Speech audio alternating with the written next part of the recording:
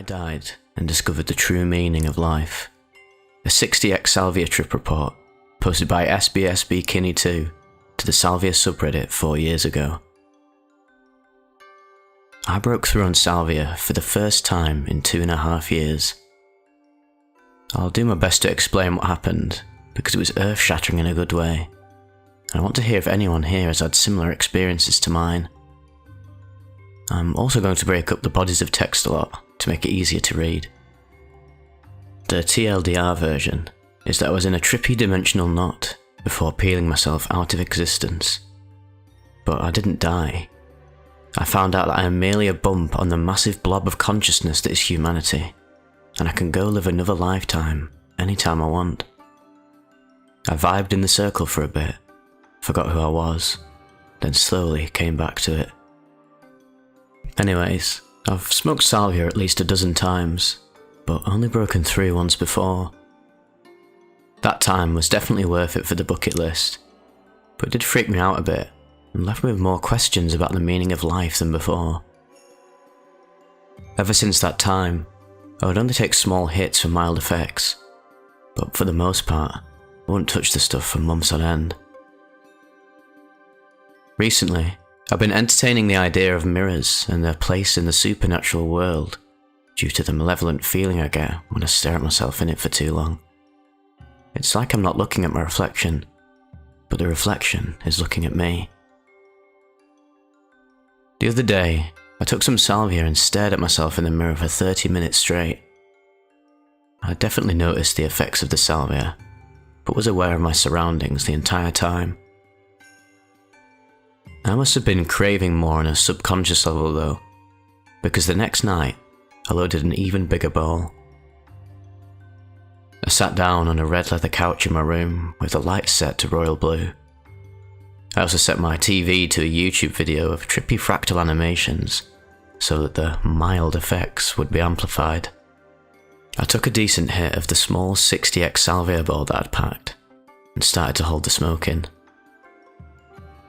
I remember leaning down to the right.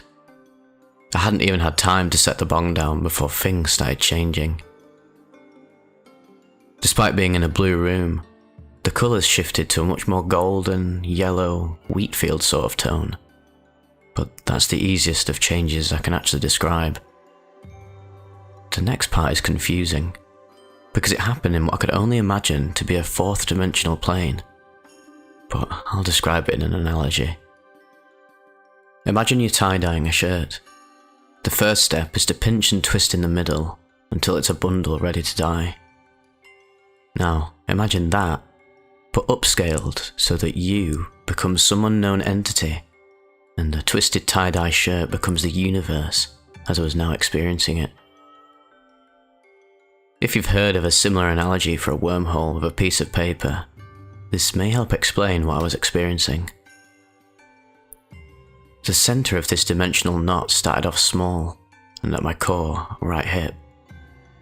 Initially inconsequential, but once I noticed its significance, its magnitude grew. I could tell something was wrong, but couldn't tell what was wrong about it. It felt as if my head was bent over and going through my thigh, as if time and space had literally folded in half. By this point, I had of course forgotten that I'd even taken Salvia. I felt trapped and scared, and wanted to return to normalcy, whatever that was.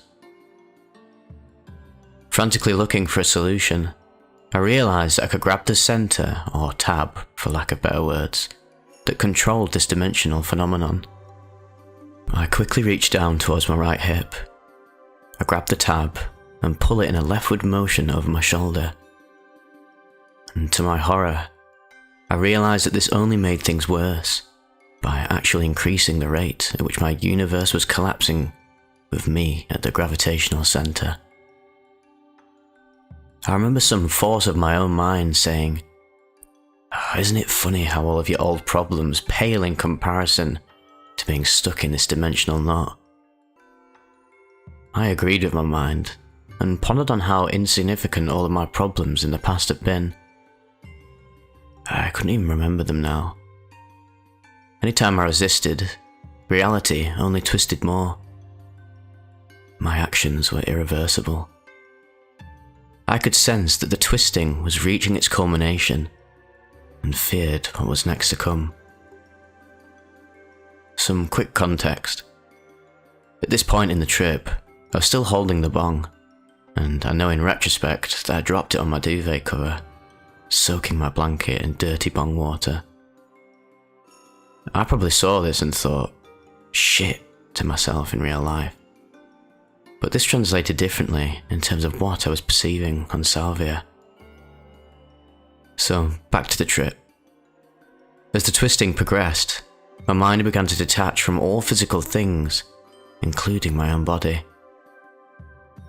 I felt as if I were a wet towel, soaked in memories, thoughts, and all of my worldly possessions, being wrung out by an unstoppable force. The last physical possession I saw leave me was the bong. And as I dropped it, I started hearing obscene language and slurs from a chorus of voices, as if they were the final remnants of my words being squeezed out of me. The curse words continued in a shrill tone as the visuals I was experiencing increased to a level of complexity that I genuinely couldn't possibly describe to you. With each dimensional fold, my confusion increased, and I gradually moved towards the realization that I was probably dying. After all, my universe was literally collapsing. However, I also began to sense a benevolent presence that was contributing to the chorus of curses. It felt as though someone were talking to me, cradling me throughout the whole process, as if it were divine. It felt as if each revelation of my death was made because of the things I was being shown. I then hear my inner voice speak in unison with my higher consciousness guide. I'll do my best to paraphrase. Imagine this, but with the trippy fractal animations. Shit, fuck, shit. Oh shit, fuck. I start calming down. Okay. Am I dying? The benevolent presence affirms my suspicion. Well, I guess there's nothing I can do to stop it. At least I'll finally know what happens. This feels familiar though. In a way, it feels right. It's like I'm recalling forgotten information about the mysteries of the universe. At this point, I gasped in revelation. Oh my god. This is how I wanted myself to find out. I chose this so very long ago. I started to realize that the divine presence who was guiding and comforting me this whole time was myself. But not in the traditional sense. I was far more evolved and ever powerful. More importantly, I was a loving presence that happily awaited mortal me's return from the third dimension. I then said in awe, perfectly crafted to reveal everything to me. Does this mean I'll finally find out what happens next? Oh my god, I remember. I felt overjoyed as I began to realize that I was returning home. After this revelation, the dimensional collapse progressed exponentially until I finally left this realm and returned to what I now recognize to be my true origin, the soul consciousness from which we all originate. I'll try my best to describe how this origin functions as I understood it. First, some context. 5 years ago, I asked a girl named Bella if she believed in God. She told me that she believed we all derive from the same universal being. She believed that when you die, your soul rejoins the mass to merge with everybody else's. I found it crazy at the time, but in hindsight, I realized that I saw the exact thing that she described.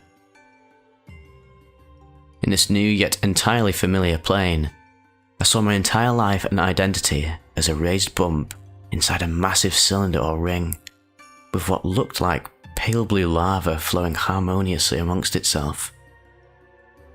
However, it was not actually lava, but the physical form of all the energy, light, and consciousness in the universe existing as one. There are other bumps on the cylinder as well, each representing a different identity or soul, currently experiencing a lifetime. Once their lifetime ends, the bump subsides and the identity rejoins the soul consciousness once more. I existed briefly as a bump on the cylinder, long enough to finally understand. Then, I felt a sense of euphoria rush over me as I, the bump, lost all form and merged back into the ring, just as all bumps have been doing for infinity. I was actually happy to be dead. Being a part of and circulating with this energy and presence felt amazing and all-loving. As I thought about how human experiences are only accessible through the ring, I realised I could live a life again if I wanted, but it was all up to me. To clarify just how up to me it was, the small amount of identity that I had left could decide to disperse and fully integrate back into the ring, or stay as a unit moving among other identities who chose the same path. Additionally, I could choose to go back to Earth reincarnated if I so desired, to inhabit a new vessel to experience life. I could even live the exact same life all over again. This entity I'd become truly defied all laws of time and space as humans understand it. I remember feeling a strong sense of relief and even laughter when I thought about all the moments wasted worrying about my mortality, when I should have known that nothing ever ceases to exist. It simply changes forms. Just as energy cannot be created or destroyed, neither can consciousness. I felt at one with the universe. I don't remember coming out of the trip too well, but I remember being back in my room and seeing the trippy fractal animations I'd put on my TV beforehand. They looked way more trippy than usual, and the patterns extended past the screen. I wrote a summary of what happened on a piece of paper, while still partially tripping. The handwriting was frantic, large and messy. It reads as follows. Things were peeling in a dimensional way. I heard slurs culminating to my life force, ending in realising that was how I was going to tell myself. This all culminated till I died. It was quite comforting. I had forgotten that I was Seeley. I can't remember what I wanted. I remember when I was writing this being frustrated about that last sentence. That wasn't me explaining how I felt during the trip, but rather the frustration I felt over forgetting something crucial. My best bet is that it was some concept that actually explains the science behind everything I'm claiming. I'll always wonder though. I talked to a friend about everything this morning, and he suggested that considering I don't remember the end of my trip, my soul could have chosen to live as Seeley for just a bit longer, suggesting this could have been real. I'm not saying that this is the truth behind the afterlife, but considering I was an atheist before, this certainly is a more comforting story to tell myself. Plus, unlike those who follow more established religions, I actually saw this with my own eyes, and all it took was smoking a plant produced naturally by our planet.